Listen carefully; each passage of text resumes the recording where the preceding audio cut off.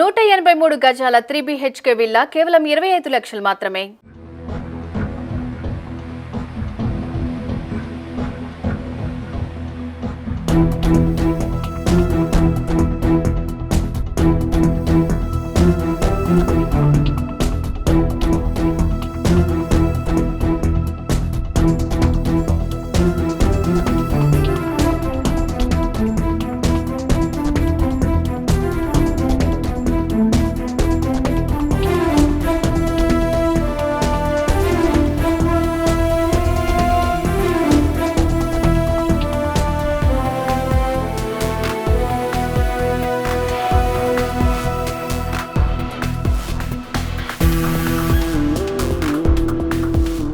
Welcome to Suman TV.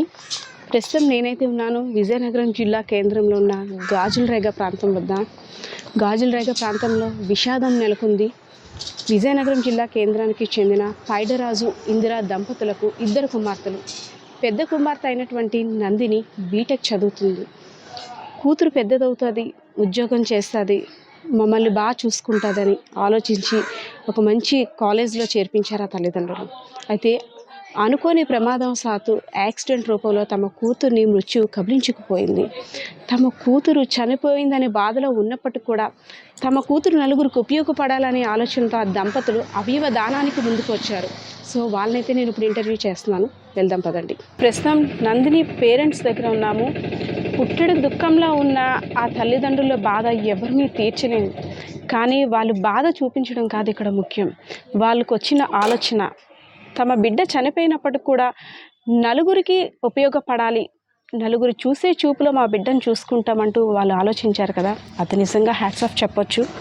అసలు అంటే వీళ్ళని ఇన్స్పిరేషన్గా తీసుకొని మరికొంతమంది కూడా ఇలాంటి ఆలోచన చేస్తే బాగుంటుందని ఆలోచిస్తాం.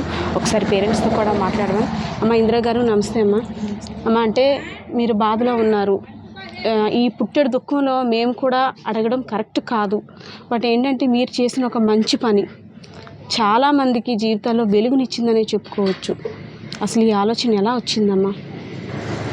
ఒక పోస్ట్ మార్టం చేయొద్దని చెప్పామండి ముందు.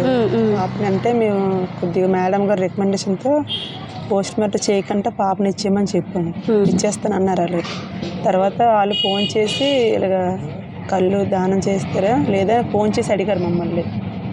అడిగితే మేమే పిల్లలు అయినప్పుడు ఇంకా పిల్లకి అవయవాలైనా కొద్దిగా నలుగురికి ఉపయోగపడుతుంది కదా అనేసి అని సరే తీసుకుని అని చెప్పాము అంతే. నందిని ఏం చదువుతుందమ్మా? అసలు ఆ రోజు యాక్సిడెంట్ ఎలా అయ్యింది? యాక్సిడెంట్ అంటే శనివారం ఆ రోజు ఏకాదశి అని సింహాచలం వెళ్దామని రమ్మన్నాను. చిన్న పాపని హాస్టల్కి పంపించాను, పెద్ద పాపని తీసుకురమ్మని. నందిని పెద్దమ్మాయి కదా, ఎక్కడ చదువుతుంది? సీతమ్మ కాలేజీలో. సీతమ్మ బీటెక్ చేస్తుంది. మీరు కూడా అక్కడే కుక్గా చేస్తాను. ఆ రోజు ముందు రోజు డ్యూటీ చేస్తే మరుసటి రోజు సెలవు కావాలని ఆ రోజు నైట్ వెళ్ళి రమ్మన్నాను. ఇలా సింహాచలం వెళ్దాం రామ్మా అనేసి అంటే నేను రాను, పోలు వర్క్ ఉంది రాసుకోవాలమ్మా అని అన్నది. సరే అని తెల్లవారు మేము బయలుదేరుతాము, 7 గంటలకు ఫోన్ చేసి నేను వస్తానమ్మా అనేసాను. అంటే చిన్న పాపని పంపించాను. ఇటు నుంచి చిన్న పాప బాగా వెళ్ళింది. అటు నుంచి బట్టలే సర్దుకొని అటు నుంచి వస్తాను. అటు నుంచి వచ్చేటప్పుడు బండి స్కిడ్ అయ్యి పడిపోయారు 2. పడిపోయి పాపకి వాళ్ళే కాలేజీ వల్ల తీసుకెళ్ళారు అక్కడికి, హాస్పిటల్కి తీసుకెళ్ళి. అంటే ఆ యాక్సిడెంట్ అయిన తర్వాత కాలేజ్ పిల్లలు కూడా బాగా రెస్పాండ్ అయ్యారు అనేసి చాలా బాగా చూసారు అక్కడ సార్లు మేడంలు చాలా అందరూ బాగా చూసారు. వాళ్ళు అనుకోవడానికి వెళ్ళి బ్లడ్ కూడా చాలా 10 మందిలాగా బ్లడ్ డొనేషన్ చేశారు. 10-12 ప్యాకెట్లు లాగా చేశారు. అందరూ రత్న దారిపోసి ప్రాణంగా దాన్ని చేశారు. కానీ మరి భగవంతుడు తీసుకెళ్ళిపోయాడు. ఎంత మనం ఇంకేం చేయలేము. మరి ఎలా అనిపిస్తుంది? కూతురు చనిపోయింది కానీ నలుగురు కళ్ళల్లో నీ కూతురు కనిపిస్తుంది కదా, నువ్వు చూసుకోగలుగుతున్నావు కదా. అసలు ఎంత పేరు తెచ్చుకుంది. చనిపోయిన తర్వాత కూడా చాలా పేరు తెచ్చుకుంది. రాజకీయ నాయకులకైనా జనం రారు, అంత జనం వచ్చారు.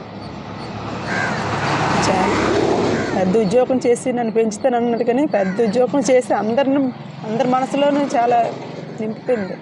చాలా ఇంకా ఓకే. నందిని మదర్తో మాట్లాడాము. అండ్ ఈయన మేనమామ గారు చిన్నప్పటి నుంచి కూడా నందినిని అరచేతుల్లో పెట్టుకొని పెంచారు. ముద్దుల మేనకోడలు అవడంతో ఆయన ఈ బాధను చెప్పుకోలేక చాలా అవస్థలు పడుతున్నారు. అంతేకాదు ఆ రోజు అవయవ దానానికి ముందుకు రావడానికి పేరెంట్స్ కూడా ఎంకరేజ్ చేసింది ఈయనతో కూడా మాట్లాడదాం. సార్ నమస్తే సార్. సార్ అంటే మీరు మోటివేట్ చేశారా పేరెంట్స్ని అవయవ దానానికి? నేనే చేశాను మేడం. పిల్లలు లేదు అవయవాలైనా వేరే వాళ్ళకి ఉపయోగపడుతుంది. ఏ పార్ట్స్ బాగుంటే మీరు ఆ పార్ట్స్ వేరే వాళ్ళకి దానం చేయొచ్చు పెట్టి చెప్పారు వాళ్ళకి. వీళ్ళ పేరెంట్స్ కూడా ఓకే చేశారు మాటకి. అంటే ఇప్పట్లో చాలామందికి మూఢనమ్మకాలు ఉన్నాయి. వాళ్ళందరికీ మీరు చెప్పే సమాధానం ఏంటి సార్? అంటే మీ అమ్మాయి చనిపోయినప్పుడు కూడా, మీ మేనకోడలు చనిపోయినప్పుడు కూడా నలుగురు కళ్ళల్లో నలుగురికి ఉపయోగపడింది. నలుగురు చూపులోనైతే కావచ్చు, నలుగురిలో చూసుకోవచ్చు మీ అమ్మాయిని. ముఖ్యంగా మీరు ఇప్పుడుండే జనరేషన్కి చాలామంది ఏంటంటే అవయవాలన్నీ ఉంటేనే సక్రమంగా దహనం చేయాలి, దేవుడు ఎలా ఇచ్చాడో అలానే పంపించాలని మూఢనమ్మకాలతో ఉన్నారు. మూఢనమ్మకాలు నాకైతే లేవండి మేడం. నేను చదువుకున్నాను మేడం. పాప కూడా చదువుకుండా బీటెక్ చేస్తుంది. నేను ఎంతో ఆశపడిపోయాను. బీటెక్ అంటే ₹1,00,000 శాలరీ తెచ్చుకుంటుంది. ఎంతకని ఈ అమ్మాయి ఎలాగా మా చెల్లి వర్క్ చేస్తుంది. 5 సంవత్సరాలు ఉంటే వర్క్ అయిపోద్ది, దానికి డ్యూటీ అయిపోద్ది. పిల్లలు కూడా ఇంట్లో కూర్చోబెట్టి పోషిస్తుంది. ఎన్నో కళ్ళ కన్నాను. ఆ కళ్ళన్నీ దేవుడు మరి ఎలాగా మా ఇక్కడే కాదు పోయింది అంతా. సార్ ఆ రోజు యాక్సిడెంట్ అయిన తర్వాత అంటే ఒక ఫ్యామిలీ మెంబర్ని కోల్పోయారు. అతి చిన్న వయసులో, అంటే ఏ సరదా అచ్చటా ముచ్చటా తీరని వయసు అని చెప్పుకోవచ్చు. ఈ యాక్సిడెంట్ల వల్ల తెలిసి తెలియక అటు వల్ల కావచ్చు, ఇటు వల్ల కావచ్చు, చాలామంది ప్రాణాలు పోతున్నాయి. వాళ్ళందరికీ మీరు ఏం చెప్పాలనుకుంటున్నారు యాజ్ ఎ పేరెంట్స్? పేరెంట్స్ తప్పు చేస్తారండి. చిన్నపిల్లలకి స్కూటీలు బండ్లు ఇవ్వడం, వాళ్ళకి మైండ్ మెచ్యూరిటీ లేదు. ఆ మెచ్యూరిటీ టైంలో వాళ్ళు బండ్లు వాళ్ళు అడుగుతారు, అమ్మా బండి అమ్మా ఇంటికి వెళ్ళి వస్తారు. కానీ వచ్చేవాడు మనం ఎంత జాగ్రత్తగా అటు నుంచి కూడా ఎలా వస్తారో తెలియదు. ఆ ముఖ్యం మీద కొంచెం మెచ్యూరిటీ ఉంటే ఆటోమేటిక్ అటు నుంచి బండి వస్తుంది, వెహికల్ వస్తుంది, లెఫ్ట్ సైడ్ వెళ్తుంది. వాడు వచ్చేవాడు లెఫ్ట్ సైడ్ కూడా వెళ్తాడు. ఆ మెచ్యూరిటీ ఉంటుంది. వాళ్ళు హార్న్ కొట్టాలని అనిపిస్తుంది. వీళ్ళకి ఏంటి తెలియదు. ఆ స్పీడ్ బండి స్టార్ట్ వెళ్ళిపోవడం స్పీడ్గా. కానీ ఆ బాధ వల్ల పేరెంట్స్ ఎంత బాధపడుతున్నారో ఇప్పుడు తెలుస్తుంది మాకు. వీళ్ళకి కూడా చెప్పాను ఆ విషయం. వాళ్ళు చిన్నపిల్లలు ఇవ్వద్దు బండి. వీళ్ళైతే నాకు అర్ధరాత్రి అయినా ఫోన్ చేసేది మా చెల్లి, అన్నయ్య నాకు బండి రాదు నేను వస్తాను. అర్ధరాత్రి 10 వెళ్ళేవాడిని అక్కడికి, తీసుకొచ్చేవాడిని. పిల్లలకు కూడా అలాగే ఏదైనా సమ్మర్ హాలిడేస్ వచ్చినా, ఏదైనా ఫెస్టివల్స్ హాలిడేస్ వచ్చినా నాకే ఫోన్ చేసి అన్నయ్య నందు వచ్చేదట ఇల్లు అంతే వెళ్ళి అర్ధరాత్రి మీద తీసుకొచ్చేవాడిని. ఫోన్ చేసేది నా మాయ అలాగా టిఫిన్లు కావాలి, ఆకలి వేస్తుంది, లేకపోతే నూడిల్స్ కావాలి, తీసుకెళ్ళి ఇచ్చాను. కానీ వాళ్ళకి చెప్పేవాడిని బళ్ళు గిళ్ళు తీయొద్దమ్మా, పరిస్థితి బాగాలేదు. ఏదైనా అయితే ఇప్పుడు చూడు అలాగ చూస్తున్నాం కదా, అందరికి ఒకటే చెప్తాను, పేరెంట్స్ అలాగా ప్రారంభం చేస్తాం చెయ్యొచ్చు పిల్లలు. కానీ ఇప్పుడు పేరెంట్స్ ఇంత ఇబ్బంది పడడానికి కారణం ఏంటంటే ముందు ఇది.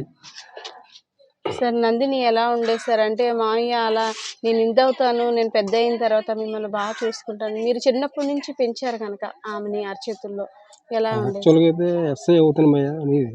నీకు ఒళ్ళు లేదా, నీకు సన్నగా ఉన్నావు, హ్యాపీగా మీ అమ్మ చూస్తుంది కదా, ఎలాగో రికమెండేషన్ ఇస్తారో కాలు వేలు పట్టుకొని బీటెక్ చేయించింది. 10th అయిపోయిన వెంటనే రెసిడెన్షియల్ అరకేనండి, తాటిపూడి రెసిడెన్షియల్లో జాయిన్ చేసాం.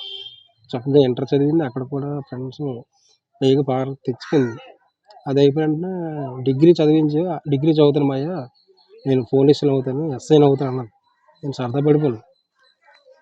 పోలీస్కి అయితే హైట్ వెయిట్ కరెక్ట్ సరిపోయింది, కానీ వెయిట్ ఉండాలి అలా అంతట్లో. మరి ఎంటెక్ ఎంసెట్ రాస్తాను మాయ, రాసిన తర్వాత అన్నాను. అది ఎంసెట్లో సీట్ రాగానే పొంగిపోయినాయి. బీటెక్ అంటే సామాన్యం. అది అయిపోయిన కోర్స్ అయిపోయి ₹1,00,000 50 తెచ్చుకుంటారు శాలరీ. వాళ్ళ అమ్మ నాన్న ఇంట్లో పూజ పెట్టుకుని పోషిస్తుంది. ఈ మగాళ్ళు లేరు, ఆ పాప ఈ పాప. ఆ ఆశలన్నీ నెరవేరకుండా వెళ్ళిపోయింది నాకు చూసి. ఓకే, చూసారుగా కుటుంబ సభ్యులు కన్నీరు మున్నీరుగా విలిపిస్తున్న పరిస్థితి.